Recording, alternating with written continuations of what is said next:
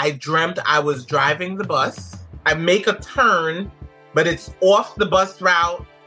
It's like on a dirt road and I hit a dead end street and I'm like, where am I supposed to go now? And I got off the bus and turned around and I was in the most beautiful place you had ever seen. The dream was so vivid and so real, I thought I was going to die that day. I felt like it was a premonition. I didn't know for what. And then 2 days later, my video goes viral. The following week, I get my first invitation to be on a radio show. People start calling me to be on comedy shows. And that's when I realized what the dream was. Oh, I'm not staying at Transit. It was so clear. And my boss brings in the paperwork for me to sign to be reclassified to a cleaner. I kindly handed him my badge and my pass, and I said, thanks, but no thanks. Hi, this is Diamond Natural, and you are listening to Dreams and Drive. You guys heard that preview, but before we get into today's episode, here's a quick word from our sponsor. Ladies, gentlemen, welcome to the colorful world of Skittles. Skittles brings you a jolt of 5 fruity flavors in every bite, giving you the chance to taste the rainbow like never before. Break free from the ordinary day-to-day with the help of Skittles Chewy Candy. Skittles is a must in my candy jar. Movie snack, even my secret, so an afternoon pick-me-up. And I don't even care who knows it. Add a splash of joy to your day with Skittles. There's nothing better than fruity fun that tickles your taste buds. Taste the rainbow. Hey, Dream Drivers, welcome to episode 367 of the Dreams and Drive podcast. And today, as a guest, we have Ms. Diamond Natural, aka Vikki Babb, who is going to be talking about how she overcame trauma and abandonment in her life and her journey to self-love, confidence, and endurance. I just am so happy for you all to hear Diamond Natural's story, just because I think it's one that you never know what someone went through to get to where they are today. And there's so much that she really touches on in this episode. We spent a lot of time talking about her childhood, her abandonment issues, and how that kind of evolved in her life, and many of the things that she had to go through as a young mom, and just finding herself, how the passing of her mom really set off a chain of events that really changed her life. Finding comedy, and I really want you all to just take the time to listen to this full episode. There's so much that you can learn from just how vulnerable and transparent that Vikki is throughout the entirety of this episode. So here's a little bit more about Ms. Vikki Babb, aka Diamond Natural. She is a comedian in the Guyanese-Caribbean community who recently broke cultural barriers, appealing to Western audiences via her social media platforms.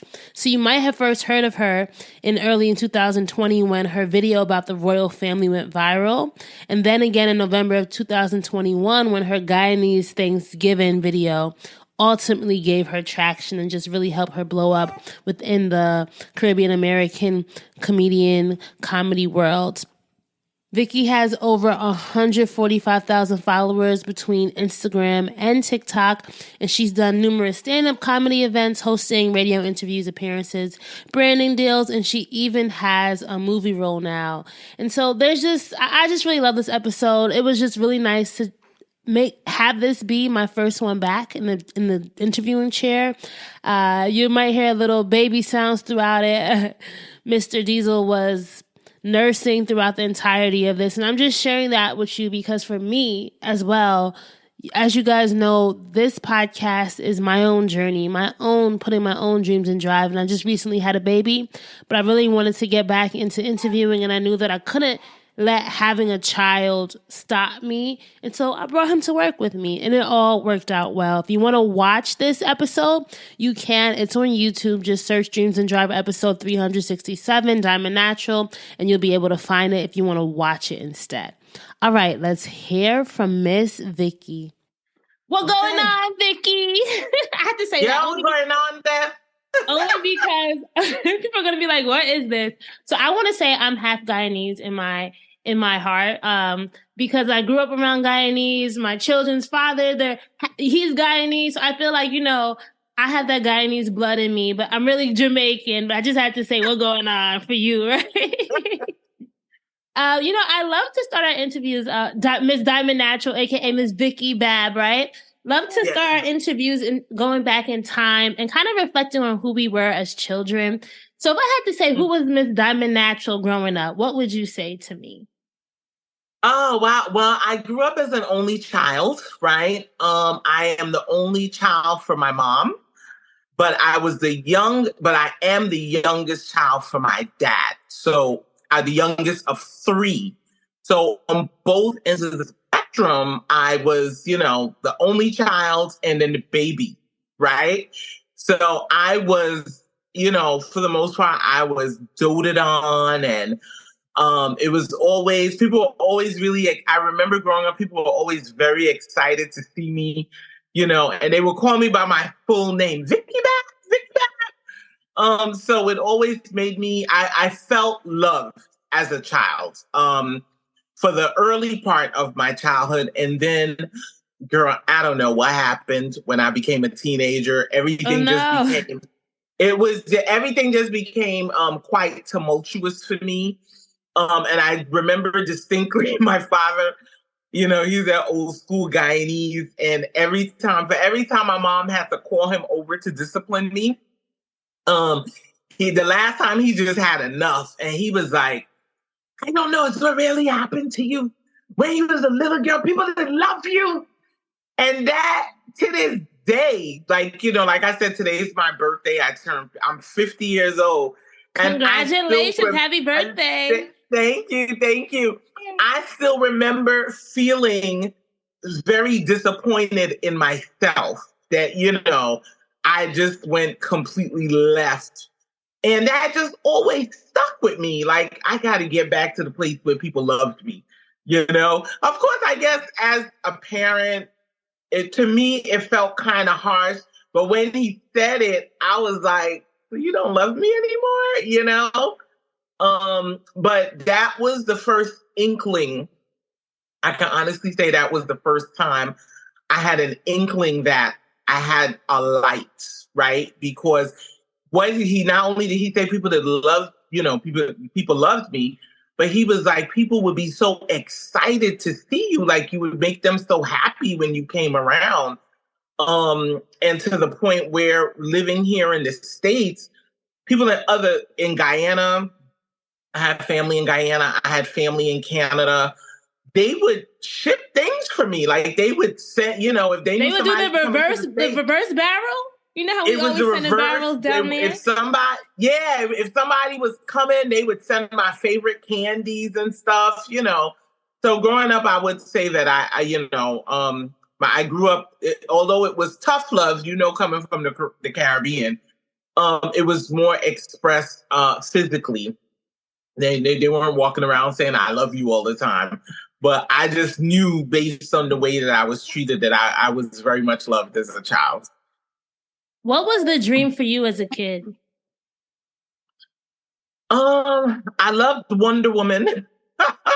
I remember I used to spin around in my kitchen trying to transform into Wonder Woman. You couldn't tell me it was impossible. I had a very vivid imagination. And that's because I was an avid lover of books. I loved to read. I had a bookshelf in my room full of books. And because I was an only child, I would just lock myself in my room reading. And looking back at it now, I can honestly say that but I created a world in my mind with all these characters, and I was part of that world, right? So that was how my imagination would come to life, was me reading this book. Yeah, I was going to say, did you ever see yourself as creating your own characters one day? Because when you were younger, like for me, I used to want to be a ballerina, a doctor, like all these things. Was there this thing for you that you were like, when I grow up, I want to be this? Or were you just kind of imagined or taken, I guess, what was that thing for you that you saw yourself? You thought, when I grow up, I'm going to be this. You know what's so funny? When I read your questions over last night, because I really sat and pondered them, right? Because I hate to be unprepared. Yeah. And I said, it's so funny. You don't realize how much your parents influence your thought patterns, and as you said, the trajectory of your life.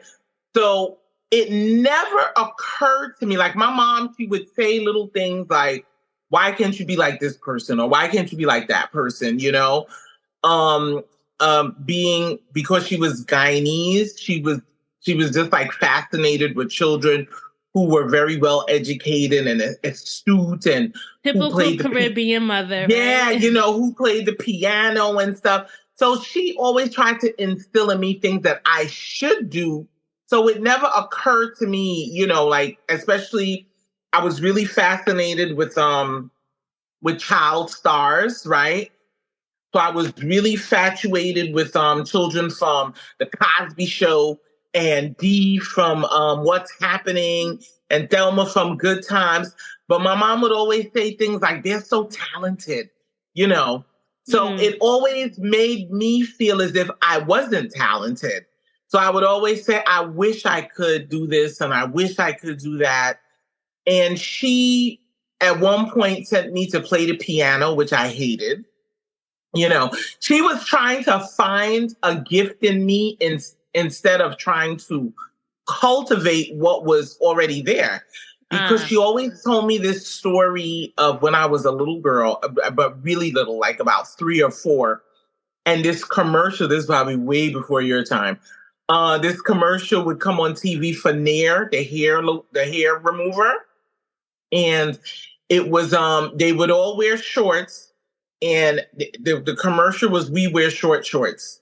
And she used to tell me, when that commercial came on, you would go crazy and trying to, you know, mimic the dance. And I would jump off the bed like, mama, short shorts. And I would start, you know, and she said, so now as an adult, I'm looking back like, it didn't occur to you that I liked entertainment? Like they were still learning. You know, some of them, it's so funny because I was just posting about this on my Instagram this morning. A lot of our parents were like just trying and doing their best. But think about all the things she was navigating, being an immigrant to a new country, trying to make sure, mom. Yeah, trying to make sure that her daughter was going down the right path, and just thinking that they're doing the right things. But now as a parent, now I even realize it's hard, right? So they were really trying to just do the best they can. But it's funny that you realize now, thinking back, that you had this light.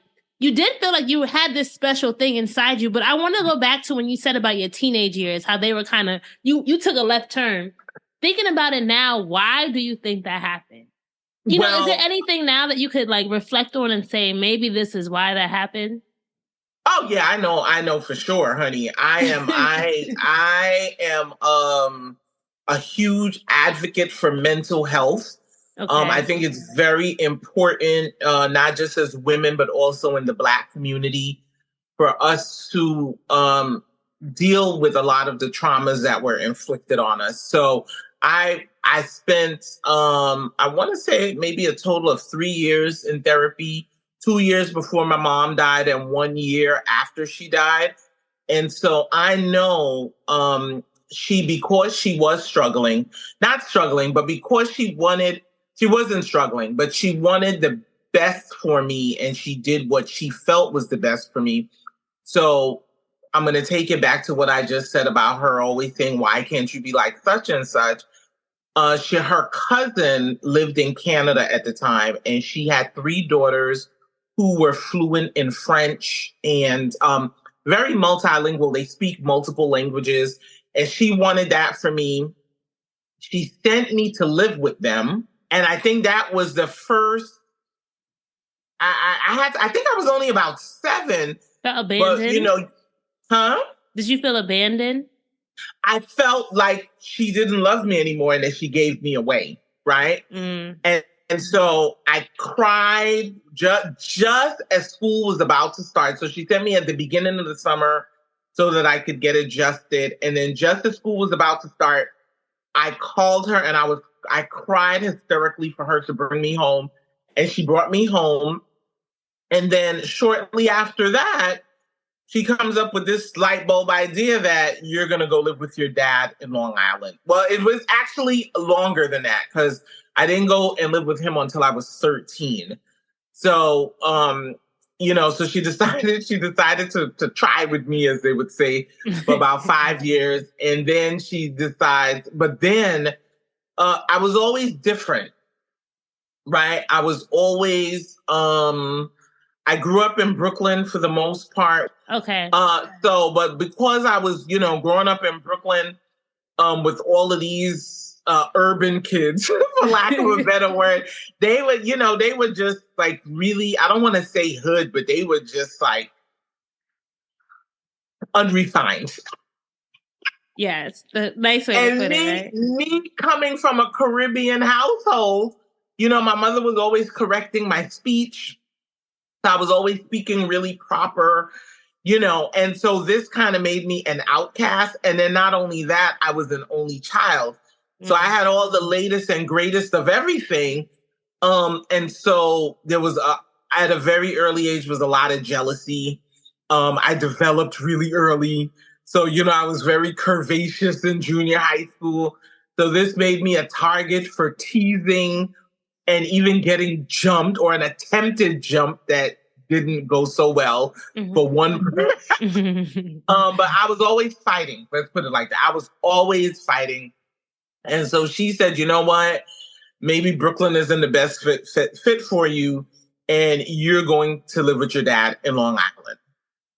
And that was the turning point. It was me going to live with my dad in Long Island. I mean, although I was already, I didn't know how to express myself and tell her, listen, these girls, there's a lot of hate going on. You know what I'm saying? Yeah. Like I could come to school with earrings and they're ripping the earrings out my ear trying to fight me. And all I'm doing is defending myself, and they could not believe it. And I'll tell you a quick story. I was riding the bus home one day, and I went to which at the time was a predominantly white neighborhood. Oh, I thought I lost you for a second. Yeah. At the time, it was a predominantly white neighborhood, but Vanderveer projects were zoned for that school. So a lot of Black children would be bused into the neighborhood, right? And a group of white kids got on the bus, and one of them, a white girl, she slapped holy fire out of me just for being Black, because she got on the bus with a bunch of white boys. And so after she slapped me, we got to tussling. Like it was a solid beatdown on my part, right? And to the point where her friends had to pull me off of her. But I tried to tell my mom, I was like, Mom, I don't even know this girl. And my mother didn't believe me. And my father comes over and he goes, you expect us to believe someone just got on the bus and slapped you? And I was like, yeah, that's what happened. So I don't know what it was, why they felt that I was the agitator, because I absolutely was not. But between the two of them, they decided, maybe it's best she moved to Long Island. It's a calmer atmosphere. It's a suburbs. Well, honey, they threw me from the fire pan straight into the fire, because now I'm a this girl from Brooklyn, right? Who she thinks she is, So it's like the jealousy was always following me. So now the fights and the animosity has escalated, right? Yeah. So now it really looks like I'm the agitator, because now I'm fighting in Long Island. Right? You know what's funny though? Did you ever feel like at this age you were an observer of people? Because I feel like storytellers, right? Like I will call you a storyteller with the skits that you make. Like you have to have an innate understanding of people, though, right? Yes. At this age, were you starting to realize these are people and these are how they work, right? And how did that affect how you saw yourself? I just felt at a very early age, because I was the only child, I just took this stance like, I guess it's me against the world. Like that's just how I felt. I didn't feel as if I had best friends. I didn't feel as if my parents had my back. And then not only did I go to live with my dad in Long Island, he had just recently been married. He had just recently married, and she was the textbook definition of a wicked stepmother. It was horrible. It was horrible. And then eventually, of course, after 2 years, they just sent me back to my mom. And so now it's like I'm being shuffled back and forth between my parents. And at some point, even looking back now, I can honestly say that I know it did tremendous damage to my psyche as a child, feeling that neither one of your parents wanted you. Although now as an adult, I know that they only wanted the best for me, but I was the type of child, and I still am the type of person where the way they were showing it was not conducive for my well-being. Right. So so I did some research on you. I went through your Instagram, right? I scrolled all the way to the bottom. And throughout your own story, you talked about becoming a teenage mom, right? And you have a daughter, but your daughter became a lawyer, right? Your daughter's a lawyer. She got her JD. I don't know if she practices law, but she got her JD. Yeah. And in the caption, you mentioned like you had to become the strict parent, right? And you wanted to make sure she succeeded. So talk to me about becoming a teenage mom and then how that stepping into parenthood evolved who you were as a person and your approach to it. I love these questions. Thank you. I love it. I have to commend you because a lot of people invite me on, and I have done interviews, and I think they're afraid to go deep. So I love that. It's a hard conversation. I'm like, I'm ready for it. I don't want to. People could go and ask you. It's not hard at all. I think, and I speak about this all the time. When you put yourself out on Front Street, whether it's social media Front Street, period, you have to be healed up and armored up because people want to know who you are. They want to connect with you, right? And so transparency is mandatory if you want to succeed. So I commend you for that. I said heart, not hard. Hard. Like I want this to be a heart conversation. We could talk about growing social media and all that stuff, but I think the true essence of what really makes people realize they can do it too is really tapping into their story, right? Because all of us have these stories that go untold, and it's not. I've interviewed like over 350 people, Vikki, right? Ms. Diamond Natural, right?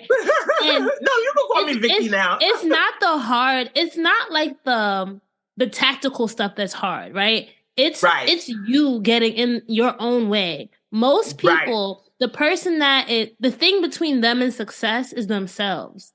So when you start to learn what triggers you, what your trauma is, what are your fears and your doubts? Those are the things that can really help you get the confidence. So when you have that moment, like you did, right? When you had that moment, that was really that pivotal moment in your own life, you just go for it and you don't hesitate. Yes. We'll get there. But I don't want to talk about being a teenage mom because that's huge. I couldn't imagine being a mom. I'm a mom at 30 and I'm like, whoo, this is hard. So if you were a mom in your teens, I can only imagine. So talk to me about that. So I had my daughter when I was 19, and at the time, my first daughter when I was 19, and at the time I can honestly say she was a result of me looking for love in all the wrong places, right? So because I didn't feel as if I had that love for my parents, I was trying to find it in, romantic partners, boyfriends. So, the first guy who would, even though he wasn't the first, it was the longest relationship I'd had. And it was like, finally, someone loves me, right? And then even I still had this nagging feeling in the back of my mind because at this point, by the time I was 19, I had serious abandonment issues, right? Yeah. And so in the back of my mind, I'm like, this isn't going to last forever. And it didn't. But my whole thing was, if I had a baby, she would love me forever. She wouldn't go anywhere, And so it was my way, unfortunately. And I only say unfortunately because I was not in the mental space to become a mom because I was still working through a lot of my traumas, right? But in my mind, it was like, you know, if I have this baby, she'll love me. And but I wasn't ready. I wasn't ready, but I did the best that I could, and I tried, and I didn't, there were times when she and I had really tough conversations. And I told her, I said, I don't want you to end up like me. You know, don't look at what I did. I made it look easy, but it was anything but, you know, I want you to focus. And I really had to be very strict. I was really strict because I knew what I was doing at that age. You know what I'm saying? I always say that, like the things I know now that I was lying to my parents about. I'm gonna have a tracker on my sons. Okay, I'm gonna have a tracker everywhere they go. Yeah. So it's like I had to grow up. I had to grow up because now I'm not just responsible for myself. So at the time I was looking at it like, I'm going to have this baby and, you know, she's going to love me and she's never going to leave me. Right.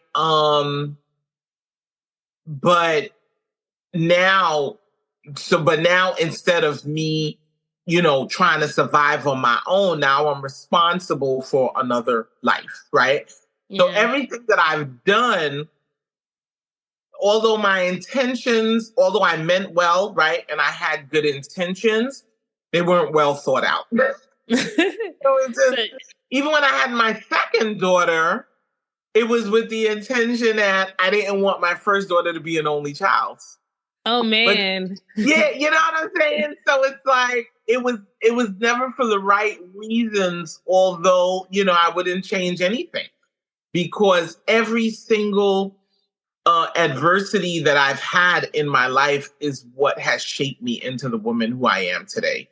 And up to, I think I want to say 2 nights ago, I saw a meme on Facebook, you know, and I'm pretty sure you've seen it. It's 2 doors, a blue and a red door. And the blue door is go back in your past and change all your mistakes. The red door is $10 million. I'm like, give me my $10 million because without those mistakes, I would not be the woman who I am today. I had to learn. There were a lot of really hard, tough lessons that were thrown at me. And sometimes I didn't know. I mean, these lessons were thrown at me and I fell flat on my face. And there were times where I didn't know if I would get back up. That's how difficult some of them were. Dream Drivers, as you guys know, I have a new baby on the block and I'm back in diaper mode full time. Life as a mom of 2 can be super chaotic, so I need a diaper brand that's reliable and works just how I need it. That's why I'm a Pampers Swaddlers mama. Fear no leaks, one of my biggest pet peeves with the new and improved Pampers Swaddlers. They now feature a blowout barrier at the back waist to help prevent up to 100% of leaks and even blowouts. Plus, the dual leak guard barriers at the legs help protect where those leaks happen the most. And you know, newborn days are poopy central, and if you don't have to deal with a mess during changing time as a mama, that's gold. I remember being traumatized those first few weeks of baby Axel. So with this new blowout barrier, it's so clutch because it means it's just one less thing I have to worry about. Less mess, less hassle, less stress, which means more smiles, more time enjoying that baby, and more dream driving. P.S. I love that Pampers Swaddlers is hypoallergenic, meaning I never had to worry about diaper rash. With Axel, and his skin was always so healthy, so I'm looking forward to that this time around too with the new baby. Go download the Pampers Club app today and earn Pampers Cash so you can try and fall in love with Pampers Swaddlers too.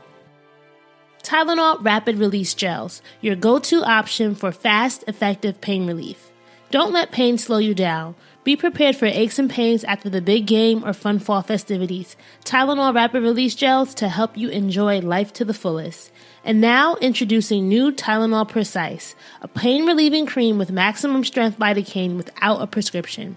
Get back to the activities you love with Tylenol Rapid Release Gels and Tylenol Precise. Find the power of pain relief today. Available now. Use as directed. Can you take me through a lesson you learned in these, like your 20s or your 30s, early 40s, and then how you got back up? Because a lot of people think they won't get up, right? But you're here now, so that means you got back up. So is there one that you might want to share? And maybe it could be related to building yourself, building a life that sometimes can be hard for a lot of us, and we're all just trying to figure it out? I can now that I'm officially 50 years old. Mm-hmm. I can honestly say it was a 30-year lesson, right? Okay. 30 years? I mean, meaning it took you 30 years, or when you were 30? It took me 30 years to learn that lesson. Because even after I had my daughters, trying to fill that void that I felt from my parent, that I felt,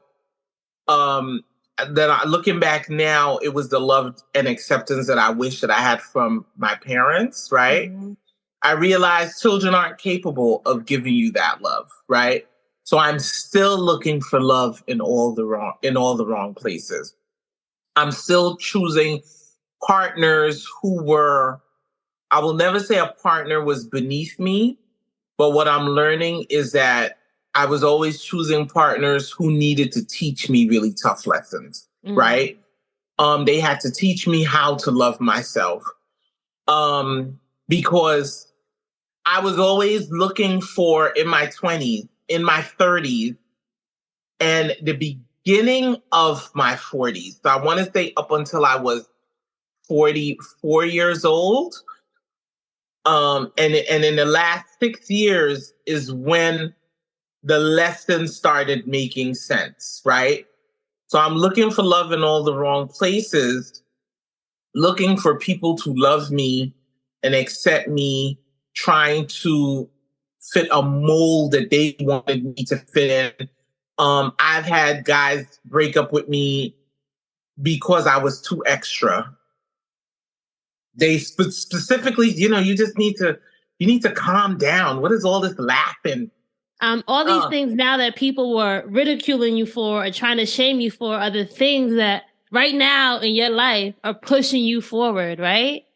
Exactly. So it was like, when I say a mind-blowing experience, that this is the thing all these men were telling me, these are the things they were telling me was wrong with me.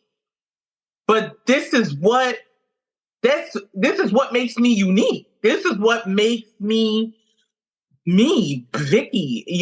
This is my energetic signature that was too much for them to handle. And they saw it, but I couldn't see it. So they knew, and again, this is just metaphorically speaking, that once I allowed them into my energetic field, so to speak, they would be forced to rise up to me. They didn't want to do it. So in their mind, they're like, I need to bring her down, and they would do it in all sorts of ways. There was no specific, they all used different tactics, but I always recognized it, right? But at the time, I wasn't strong enough to say, this is me, take it or leave it. And if I'm not your speed, I'm not your speed. For me, I was always like that surface wise, After I had my daughter, I pretty much remained plus size, for all my life. Although my weight fluctuated here and there, I was always still very confident. Nobody could tease me and say, you and your big fat self and stuff like that. It's things like that just never worked with me, because I'm like, I'm still the shit. Like, I don't. Yeah. And you know what, too, Vikki? I feel like that inner confidence is something money can't buy. Because there's a lot of people out here who, they might be textbook pretty, textbook everything, but they don't have that love for themselves and that confidence and that belief. And I just really commend you for knowing that and not letting anyone take that from you. They might have questioned, but you knew deep down inside that, like, this is who I am. But I want to take you to the moment. So tell me, why were you out here making videos, right? Like, what was inspiring you? Like, what was going on in your life where you're like, let me go on the internet and start making these funny videos? Oh, well, the background there ties into one of your questions about grief. Okay. Right? And how it affected my journey. In life, we all experience different traumas, different degrees of trauma, right? So it can be, it can be mild trauma, major trauma. Some people who unfortunately end up committing suicide, that is what I consider irreversible trauma, right? The mind can't recover from it. So with me losing my mom, that was the most traumatic experience for me that I've ever experienced, right? And I tell people all the time, the minute my mother died, because I was here with her in the house when she died, I wasn't in the room. I was downstairs, and my aunts and uncles were up in the room with her, because they're the elders. And when I heard them wailing, like literally, I knew that she died, right? My entire world went black. Like my mind just went black. I couldn't think. I don't even know what I was seeing. Like it's just I didn't faint, but my mind just went black, right? And if I have to speak on it metaphorically, it felt as if when she died, a part of me died with her. And then in the years afterwards, it felt as if someone took me into the middle of the ocean, dropped me in the middle of the ocean, and then if I can reference the submarine, that situation a few months back, it felt as if someone buried me beneath the floor of the ocean. That's how deep. That's a sunken place. I was were you close to her at that point of when she died? Oh, yeah. Okay, so you guys had gotten back closer, and we had gotten back closer, and I'm so happy. I speak on it all the time.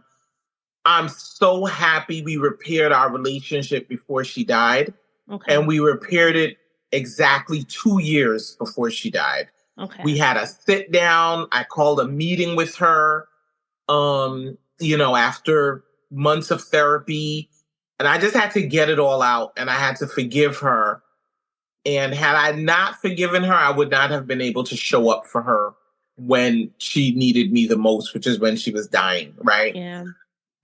Because she died from metastatic breast cancer. I forgot the technical term for it. It's not a recurrence. She came out of remission. She had been in remission. And so when it came back the second time, it came back with a vengeance, right? It was like all over her body.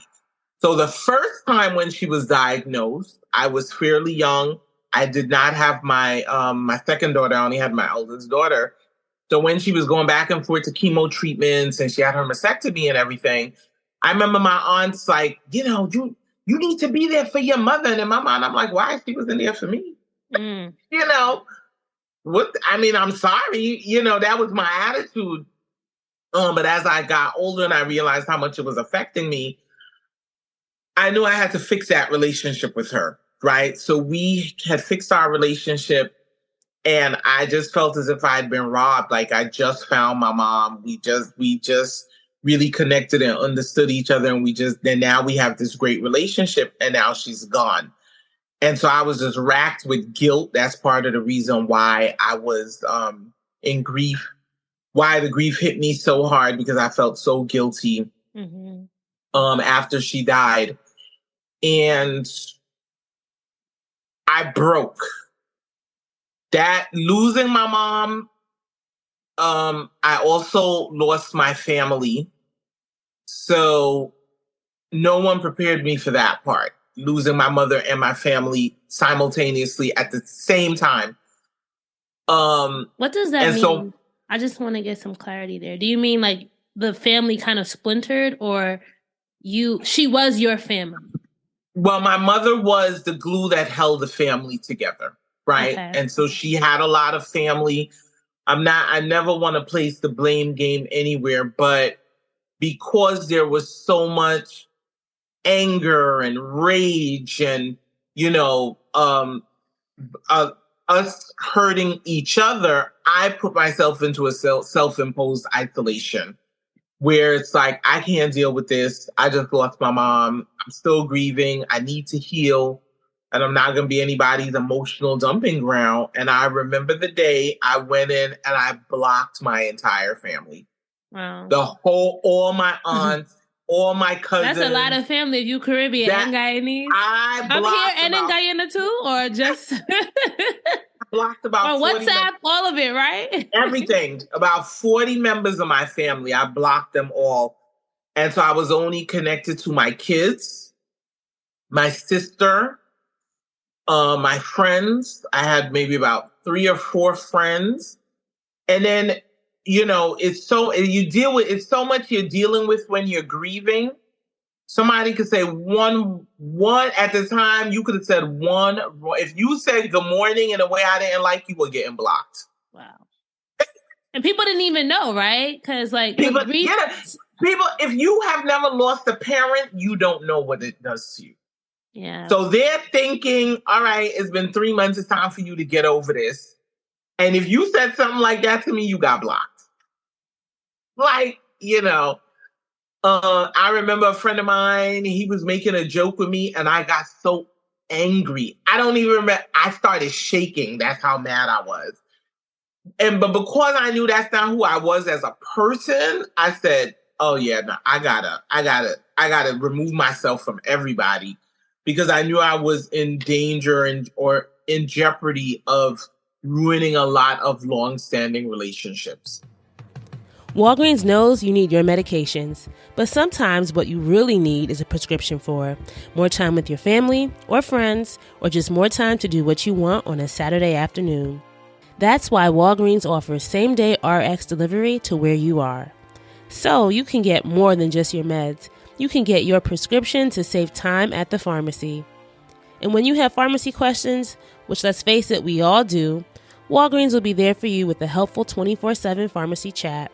So when you need to know, which med do I take before bed again? Or is it safe to have a glass of wine with my prescription? You can ask a Walgreens pharmacy expert that question, no matter where you are or what time of day it is. And that gives you more than just answers. It gives you your prescription for peace of mind. Delivery is available on eligible prescriptions only. See details at walgreens.com/prescription delivery. So how did that transfer to you then finding an outlet, which I'm guessing was content? Right. So because I was so far removed from my family, from my mother was no longer present, in the midst of my grief, I began to miss them. Right. And so now I would get lost in my memories of everything that transpired. I would start mimicking my aunts and the way they would talk to me. And then one of my aunts died in 2021. And she also died from metastatic breast cancer. So when she knew she was dying, she reached out to me. At this point now, I unblocked everyone, but they didn't know. They assumed they were still blocked, right? So I unblocked them as if to say, okay, I'm taking the bolt off the door, but you're going to have to push the door open, right? So somehow she reached out to me and she said she wanted to talk to me. And she apologized to me, for everything that happened after my mom died. And she wanted me to know she was dying. And even then, she didn't come out and tell me. She just showed me the letter from the doctor. And this was 1 month before she died. And when she died, because I had made peace with her, I was able to show up for my family and, help them and plan, the repast and everything. And just being around them again, like all of these emotions and everything just came flooding back. And my aunt died I think it was October 21st, 2021. My big viral video, the Thanksgiving video, that went viral Thanksgiving week. So 1 month later after she died. Wow. Because I was now back in connect, like the wounds had been mended pretty much. And I don't know if you saw the Guyanese funeral one where I'm talking about the programs and stuff like that. That was inspired from her funeral. from us planning her funeral, and my cousin says, people don't do programs anymore. We need to do a QR code. And I said, them Guyanese people gonna cuss you. You try with the QR code.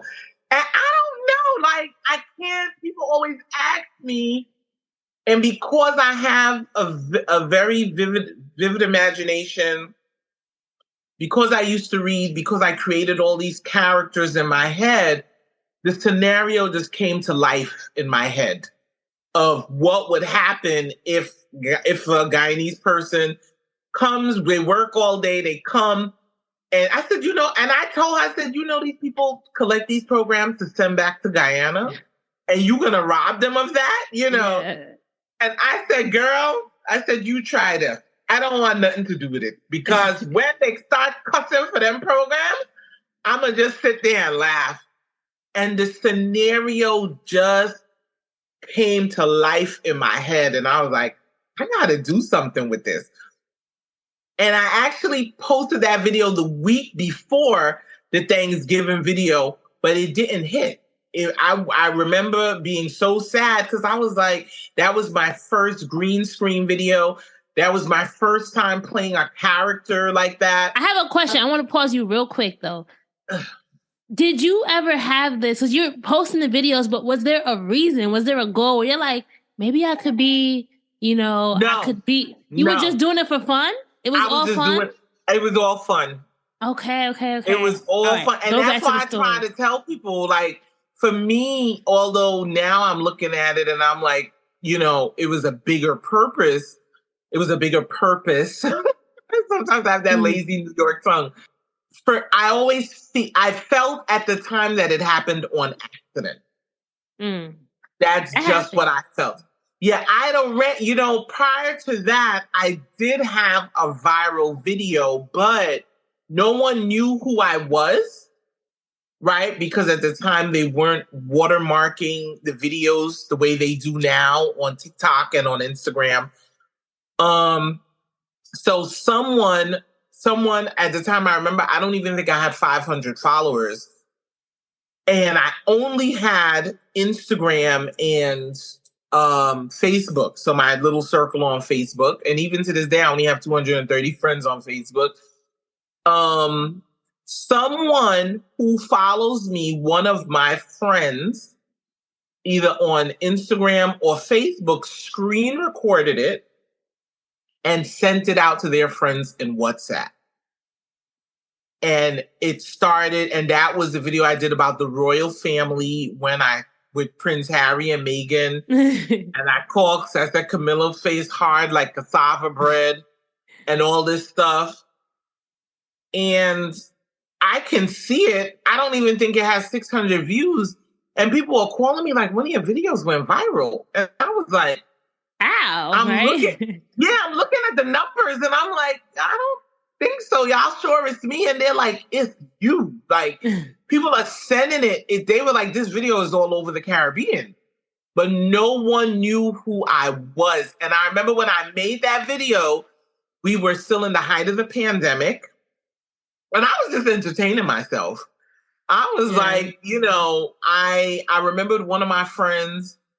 To this day, I give her credit. She's American, full-blown American. She has no West Indian no West Indian heritage, DNA, none of it. And she said to me one time, she said, girl, when you talk in your Guyanese accent, you are hilarious. And I said to myself, I said, what's wrong with this girl? Like, this is ordinary. Because I've been surrounded with this all my life. Yeah, you don't even know that it's special. Right. It's just so normal to you. It's so normal. And I was like, okay. So when I started making the videos to make people laugh, really and it wasn't even with the intent of being a comedian, it was with the intent of uplifting their spirits. Because everyone was in such a dark place during the pandemic. Everyone was so scared, their family was dying. They weren't allowed to, go to the funerals. They weren't allowed to see them in the hospitals. And just me being me, again, I knew at this time that I have a unique light about me, right? And I'm pretty much, my energy is very transformative, and I am able to uplift people in a way that a lot of people aren't, right? And I was like, you know what? I'm going to cheer my friends up on social media. I'm going to do things to make them, just to brighten up their day and make them smile. But I didn't know how to do it. And I remembered her telling me that I was really funny when I spoke in my Guyanese accent. And that's how it was, because of what she said to me specifically. I was like, you know what? Let me try this in my Guyanese accent and see what happens. And that's how it started. So then 2 years later, then you got over 20. How much on Instagram? 25,000, 23,000? Instagram is 35,000. Okay. And then TikTok. TikTok is 112,000. I just think it's so amazing, just like how your life can change in a moment, right? Mm-hmm. And for you, your life changed. You were driving, you were an MTA bus driver, right? At this point. Uh-huh. And you were even using those as like that background as like content for your videos. Mm-hmm. When did you know that, hey, maybe I have a different purpose, or maybe I need to metaphorically get off on this exit, right? You're driving the bus, but you're like, listen, I'm about to take a new exit for my own life. What was that like for you? You have no idea what you just said, how true that is, because the week that my Guyanese Thanksgiving video went viral, 2 days prior, I had a dream that exactly what happened is exactly what you just said is exactly what would happen. I dreamt I was driving the bus, and in this dream, I make a turn, but it's off the bus route. It's like on a dirt road, and I hit a dead end street, and I'm like, where am I supposed to go now? And I got off the bus and turned around, and I was in the most beautiful place you had ever seen. The dream was so vivid and so real, I thought I was going to die that day. Are you serious? When you woke up? When I woke up, I called my daughters, and I was like, and I said to them, I said it was a beautiful dream, but I felt like it was a premonition, right? You didn't know for what, though? I didn't know for what. And then 2 days later, my video goes viral. The following week, I get my first invitation to be on a radio show. People start calling me to be on comedy shows or to take part of comedy shows. And that's when I realized what the dream was. And I said, oh, I'm not staying at Transit. It was so clear. I said, okay, but it didn't happen the way I expected it to happen. I thought I was going to be like a mega celebrity and super rich, and I was going to waltz in. Not yet. You don't know. That could still be it. Yeah, No, well, I'm saying, like, I thought I would stay at Transit and then leave when I was ready to leave. And God was like, no, ma'am. You're going to leave because part of me leaving Transit, and it's something that, I've really contemplated over these past few weeks, right? Because now I've come out of the storm. It's still, I'm going to be honest and say it's still drizzling a little bit, but the hard part is over because of exactly what you said when we started the interview. I had to learn how to get out of my own way, right? And so that was a very powerful year-long lesson that I just had to learn. I think I got maybe a B+ on that lesson, right? Overall. A lot of people in society has really conditioned us to believe that, I don't know if you saw the video I posted for my live event tonight. The theme for my live event is going to be the year of spiritual abundance, right? And so society has really taught us that the only thing that matters is financial abundance. And I think when we get stuck in that mind frame of I need to make money, and that's the only way people are going to respect me. And, and even not even financial abundance, we could also add education to that. Anything tangible, that's how we equate success, right? Anything visible that people can see, that's what we equate to success. That's what we equate to getting respect. But if you look back at all of the greats, Tyler Perry, Oprah Winfrey, we can even say Biggie Smalls, Tupac, Lizzo, they all had to be humbled financially in order for them to gain spiritual abundance, which is what ultimately unlocks their spiritual gifts. And then the financial abundance was granted. Steve Harvey, all these people speak of homelessness.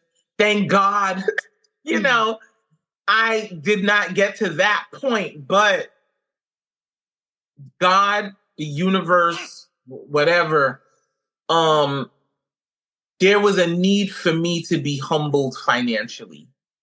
My financial comfort had to be stripped of me completely.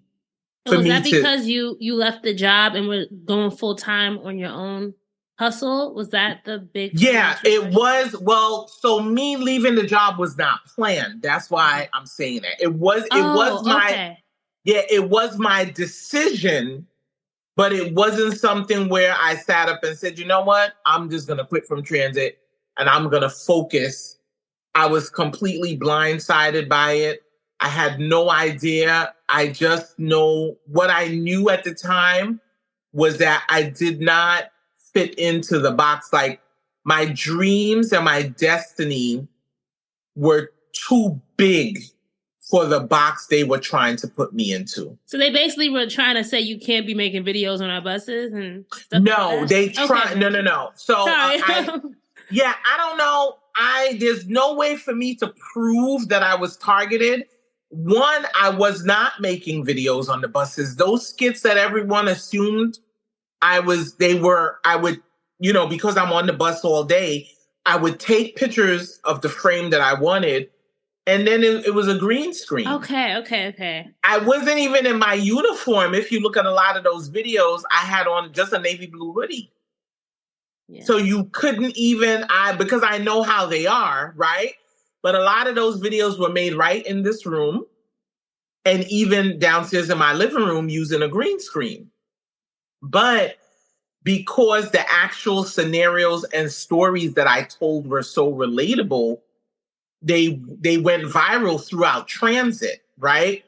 So after I resigned, a lot of people felt like they did target me because they felt I was making the videos on the buses, but that wasn't the case. I had a lot of bosses who I'm friends with reach out to me and they were like, you need to stop making videos on the buses. And I'm like, I wasn't on the bus. Like, I know better, you know? But that doesn't hinder, again, this jealousy cloud that's always following me, right? Mm-hmm. So I don't know if somebody said something to one of the higher uppers, like, you need to be on the lookout for her. When I saw the report, because what happened was there was an undercover superintendent on my bus. And so he was observing me. He took me out of service for violating contract rules, which was me not using my phone, but putting my cell phone away. According to contract rules, you're not supposed to touch your phone. Your phone should not be out. Nothing. The minute I touched that phone, he took me out of service, right? So what happened was the phone was in my bag, but I had been listening to music. And as I'm driving, I heard the music playing. And I was like, oh, shit, I forgot to turn the music off. I take the bag down. I open up the phone to lock it. He's sitting in the seat. He was like, you're out of service. And I was like, what? I said, I wasn't even trying to use my phone. So when I looked at that report, it didn't say that it was a requested observation. It said it was random. I'll never know. If it was requested, then I would say, yes, they did target me. I'm always looking at metaphors, right? He took you out of service, right? And it's funny because this podcast is called Dreams and Drive. And I often talk about, when you're driving a car, there's park, reverse, neutral, drive, right? In order to get to drive, you got to start in park, right? So he put you back in park, but not knowing that's the beginning of your journey to drive. That was the beginning. You had to reverse yourself on out of that situation. You were in this neutral period of trying to figure out, like, where do I go next? And now I like to say, on this day, your 50th birthday, you are in drive, my sister. Like, you are out here doing things. He put you out of service, but it was only temporarily, right? It was only temporarily. Yeah. I spoke about it at my last comedy show. I think people were just so shocked that I actually got up on stage and spoke about it. So the results of him taking me out of service was I was suspended for 6 weeks, pending an arbitration hearing and decision. I was found guilty at arbitration because they were able to pull the cameras and see. And so I was up to be demoted to a cleaner. So you see the look on your face? Clean what? No. I'm already doing comedy shows. I'm already doing interviews. Passengers were getting on my bus. Aren't you the girl from TikTok?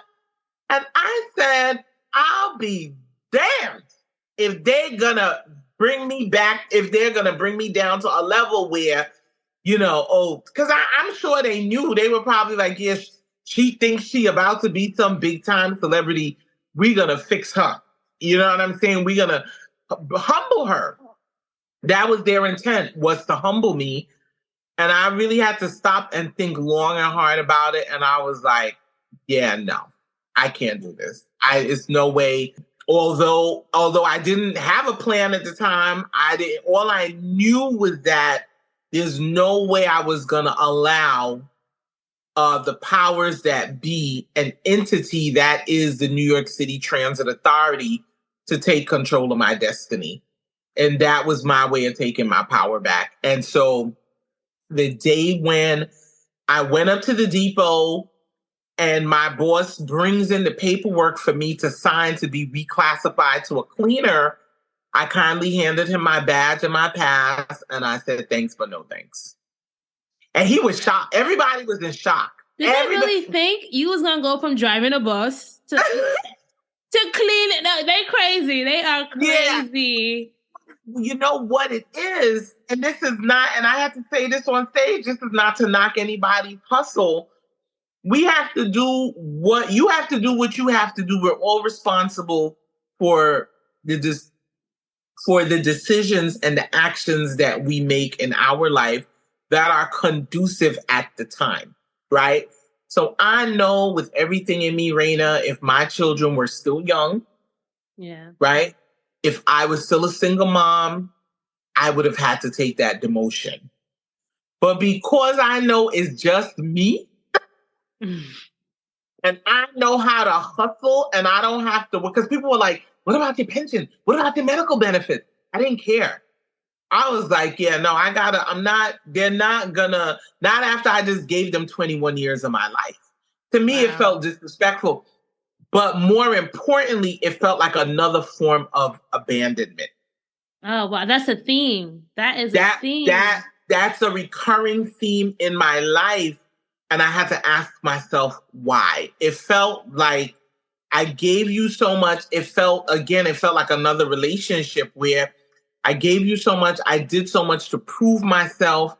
They may have felt like, well, yeah, you were getting a check, but no, I worked all through the pandemic.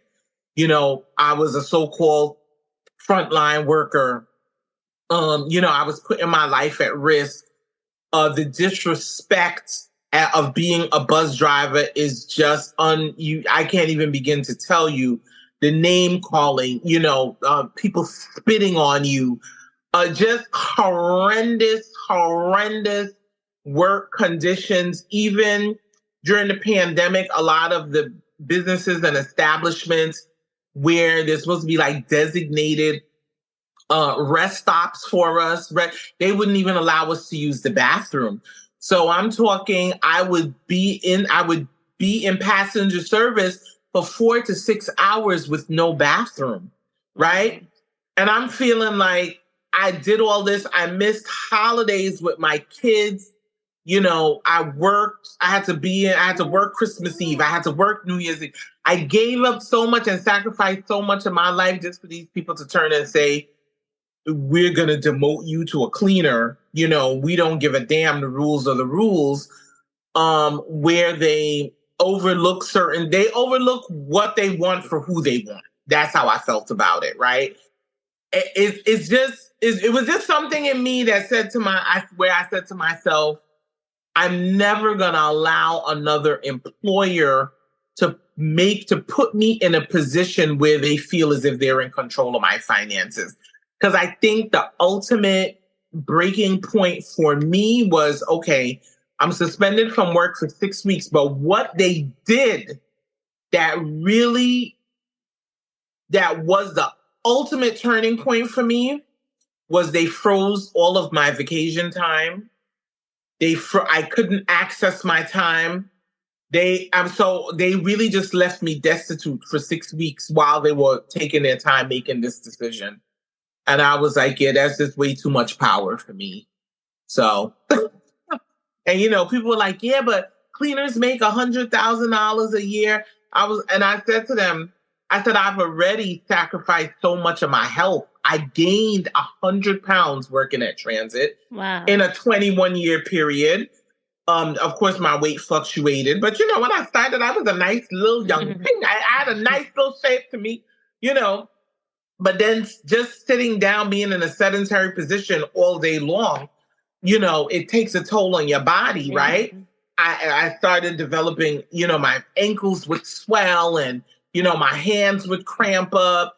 Even now I have back pain. I said, there's no way I'm going to allow them to take the last little bit of health that I have to go and start smelling fumes and cleaning asbestos, because a cleaner is a cleaner of the transit system. So it's not necessarily buses. You're cleaning subways, the stations. You understand what I'm saying? I was like, yeah, no, I'm sorry. I can't do it. That's not for me. What are you excited about now? All that stuff is in the past, right? That's in your rearview mirror. Yeah. What are the things that you are really working for now and just excited about what your gifts, right? We've been talking about trauma, abandonment issues, you realizing yourself, you healing. How have all those things, right? Like that's been the fuel that you've been putting into your own car over the years or taking out even, right? What's exciting you now about the future? And how do you feel like you're equipped now to handle all that's to come? I feel as if I have finally stepped into my true authenticity. I had to learn that my integrity cannot be compromised. That's what I'm most excited about, because I realize that I've always known that words have power, regardless of whether it's being said in a comedic sense, whether it's being said in a commentary sense. People trust what I say, right? They trust that when I speak, whatever it is, I'm being truthful, I'm being authentic, I'm being true to myself. You know, the theme is that I am standing in my truth. So but most importantly, I'm not trying to be like everyone else, right? I'm really changing the narrative, so to speak, for myself, for me. So although there are a plethora of content creators out there and people can say, oh, you're all doing the same thing. Again, I make sure to do things with my unique energetic signature on it. And what is that? What would you describe that being? In the last few months, I can say confidently, you know, you have people walking around saying, oh, you know, love and light, and, you know, you should always be forgiving. I am love and light, but I'm also darkness. I need people to understand. I need people to understand that. That's so I want you to go ahead and ask the question. What do you mean by that, right? Because how can you be both? And why is it important that people know that? Because it's what's important. And I think the lesson that a lot of people miss is that you have to be both. Okay. You have to. And for when I say I'm also darkness, it means I will defend myself with everything in me if somebody comes at me. I'm not going to run. I'm not going to hide. I am going to call you out on whatever I feel needs to get. Like, you're not going to bulldoze me. You understand what I'm saying? I'm not, and we unfortunately, we live in a society where people try to make women feel bad if they assert themselves, automatically that, oh, she's such a bitch, I can assert myself without being disrespectful to you. I can disagree with you without being disrespectful to you. I don't have to tear anyone down in order to elevate myself. And that's a very fine line. I've noticed 90% of the population do not know how to do. There's a lot of people listening who want to be content creators, who want to have that viral video, who want to, make content that resonates with a specific community. What are some of the biggest tips that you've learned along your journey so far that you would share with someone listening in who wants to be in this industry and make a name for themselves? Authenticity is key.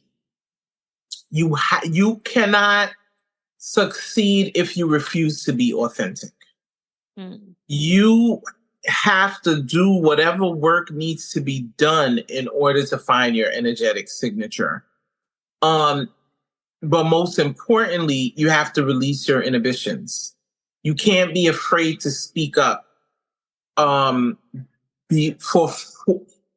fear of running people off. Because if they run off, if they don't agree with you, if they don't like what you say, it just means they don't align with your overall purpose. And you have to be okay with that. A lot of people are not okay with that.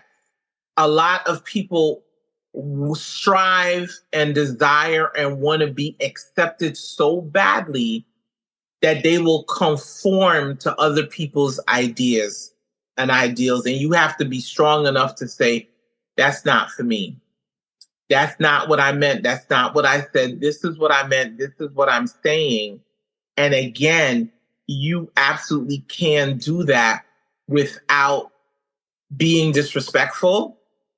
And what I'm learning, there are a lot of people who are in the public eye, whether it's, I call my notoriety, I call it Insta fame. Right? And Insta fame ain't forever, right? It's not forever. Yeah. So you got to make sure once you're not Insta famous no more, that you could still stand by all that you did while you were in that fame. So I tried, so whether it's people who have Insta fame, social media fame, or real celebrities like, Beyonce, you really have to, I noticed that a lot of people are trying to be like everyone else, right? Yeah. But most importantly, I think I lost my train of thought for a second. Sorry. With the Insta fame and actual celebrities, there's something we all have in common, and that's a light. Where it gets tricky is that people will also gravitate to a false light. You want to always position yourself, align yourself, and elevate yourself where you are radiating a genuine light, a white light, not a perfect light, but a purity in light, which is truth. You have people who are in a false light, and for me, in my mind, what that looks like is it's not even a light, it's more of a glow. And if we want to give it a color, it's more of a red glow. Yeah. So they're glowing, they're attracting people, but they're doing it by division. They're doing it by lying. They're doing it by tearing down entire demographics of people, races, cultures, countries, saying countries are not Caribbean. You understand what I'm saying? Yeah. That is what I refer to as a false, it's a facade. It's a light, but it's not the light you necessarily want to gravitate to. But it's still elevating them and bringing them to prominence, right? For me personally, and my advice to anyone who wants to do this would be to always strive to stand in a true, natural white light. And the only way to do that is by speaking truth, being authentic, and prioritizing your integrity. Yep. And it's so hard too, because I feel like social media can make you feel like if you're not moving fast enough, you're not going anywhere, right? And also the one thing too that I just commend you on, and you publicly said it, today's your 50th birthday, right? And there might be some people who might be saying, you're too old. What are you doing? Right? Yeah. Please, I get that all the time. Or like, but I love your story because there's no age for when you can put your dream into motion. There's no limit on what you can do. Because you could have said, oh, I'm about to be 50. That means I can't. No, you're not even thinking about limits. It's no age. There's no age limit. The only limit is you, right? And that's the biggest thing I want people to get away, at least from what I've heard from your story. You've had so much that you've gone through. You could have given up.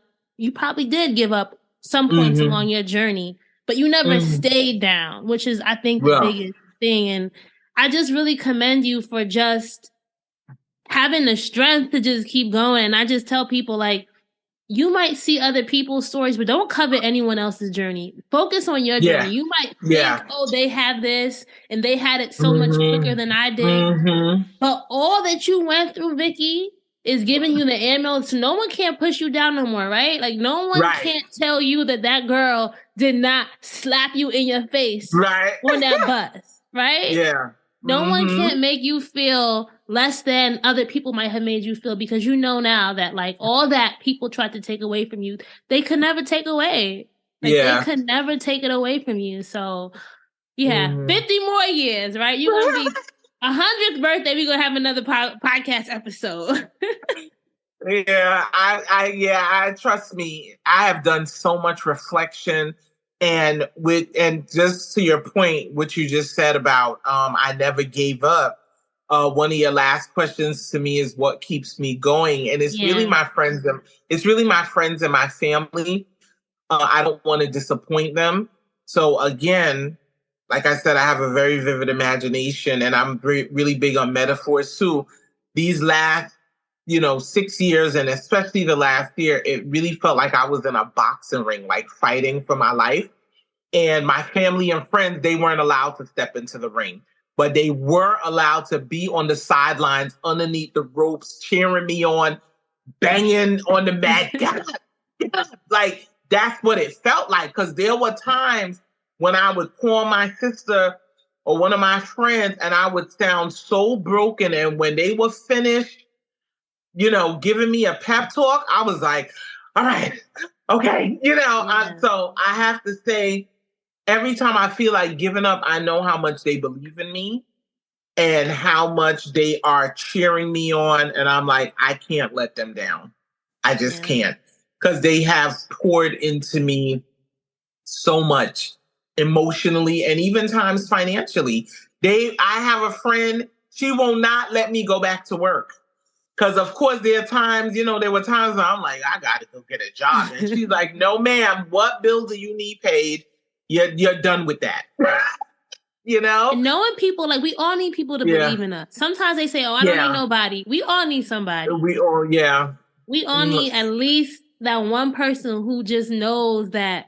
You just know that they believe in you, and that's all. You might just need one person. It just takes one person. Just one. You only need one person. But thankfully for me, I had more than one person. I had more than, and I call them my spirit guides, and I call them my angel investors, because there were times when I just didn't know, like, how am I going to do it this month? And, I would wake up and there would be a Zelle deposit sent, and then the memo would be, this is just, a little something to keep you going. And I didn't even have to ask, Yeah. And so they're the ones who really kept me. They were the ones when I didn't know how to put the fuel in my own tank, they would do it for me. I love that. I love that. Vikki, we could sit here and talk. I feel like we could talk for a whole another 5 hours if we could. But let's quickly just go to our, our keys to success. If you want to be a dream driver, you have to have your keys to success. So, Vikki, tell me 3 things that you think every dream driver needs before they hit the road. Self-love, self-confidence, and you have to have endurance. You have to have a formula in your mind that will heal you. You have to know the inner workings of your mind when things are coming at you, because the higher you climb, the more things are going to come at you, right? So in life, unlike being in an airplane when you climb and you try to get above the turbulence, the higher you climb, there's going to be more turbulence. So you have to be mentally prepared and have the mental agility to say, oh, I remember this, I remember that. This is what I need to do to kind of, to level off for however long before the next thing comes at me. If you are not prepared to do that mentally, emotionally, whatever it is, you will not succeed. You're going to crash. You're going to crash. And I know you only asked for 3. No matter how much you may love people in your life, I don't care if it's friends, family, coworkers, if they are threatening to bring your plane down, bring you down, with whatever reason, you have to be willing. My barber, the analogy he gave me was so beautiful. He said, when they tell you got to pay extra for that baggage, or the baggage can't come on the plane, if you don't have no act right, you can't get on this plane. I don't care who you are, because all of that toxicity and negative energy that you're trying to bring to me, you're going to cause my plane to crash. And I can't allow that. Yeah. So they could take it however they want to take it. That's how I feel about it. I have had to issue that memo several times in the last few months. You better get some act right. How do you feel now? Like getting rid of all that baggage as you're driving. Imagine, close your eyes, right? Imagine that you are on this long road. You throwing things out the trunk, and you're just driving, right? But how do you feel, Vikki, in that driver's seat as you are heading into the horizon? Oh, I feel beautiful. I feel so light because being in the driver's seat, you're looking and you're like, I don't really want to get rid of this. I don't really want to get rid of that. But then you realize that there are things, and not even really so much people that you have to get rid of. You have to enforce boundaries. Yeah. You have to be protective of your energy. And it's something I was very guilty of, was loving other people more than I loved myself. In that I would do anything to keep the peace, and failing to realize this was the ultimate for me. This was the very last lesson that I learned, that people absolutely will, if they can, abuse their position in your life. They will say, especially if they're very close to you, she would never get rid of me because she loves me so much. You have to be willing to, because they will call your bluff. They will push every single button they know how to push, because they know how to push those buttons because they're the closest ones to you, right? So what I need people to understand is that complete strangers online cannot push my buttons. You don't know me that well. You understand what I'm saying? But people who have known me for that, I don't even say 10 years, 15, 20, 30 years, they know how to push my buttons.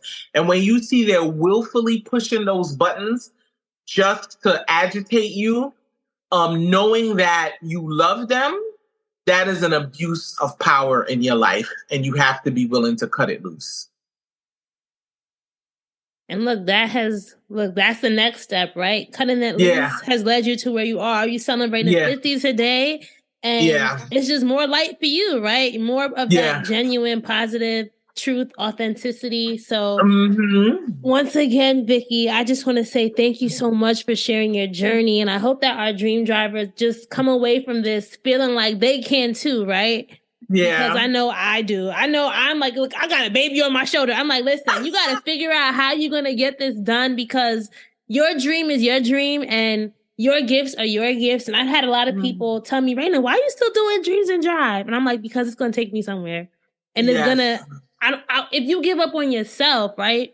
Other people will give up on you too. So that's the one thing you can't do, is give up on yourself, or just tell yourself, hey, even if you don't know how it's going to happen, it's going to happen. I believe that manifestation is so real, and that things are coming. So thank you for being part of my journey too, as I continue to build this platform. Oh, thank you for having me. This was such an honor, and definitely a great way to kick off my birthday celebration. All right, so that's the wrap for this episode of Dreams and Drive. I hope you enjoyed our guest's dream driving journey, as well as listening to their keys to success. If you love this episode, you know what to do. Please make sure that you are following us. We are at Dreams and Drive across social media on Facebook, Twitter, and Instagram. So make sure you're sharing this episode, posting it to your Instagram stories, texting it to a friend, sharing on LinkedIn, wherever you are or online. Just pay this forward and share this with somebody. We really appreciate it. And all the sharing that you do helps us grow our community. If you want to join our email newsletter, The Keys, and get weekly updates delivered to your inbox, just go to dreamsanddrive.com/join. That's dreamsanddrive.com/join. And lastly, if you know somebody who would be great for this show, or if you are someone who would be great for this show, please go to dreamsanddrive.com/pitch. I'm always accepting new guests. I'm always accepting new pitches. So I love to see those pitch requests coming in. Keep dreaming, keep driving, and we'll chat again in the next episode. Bye, guys.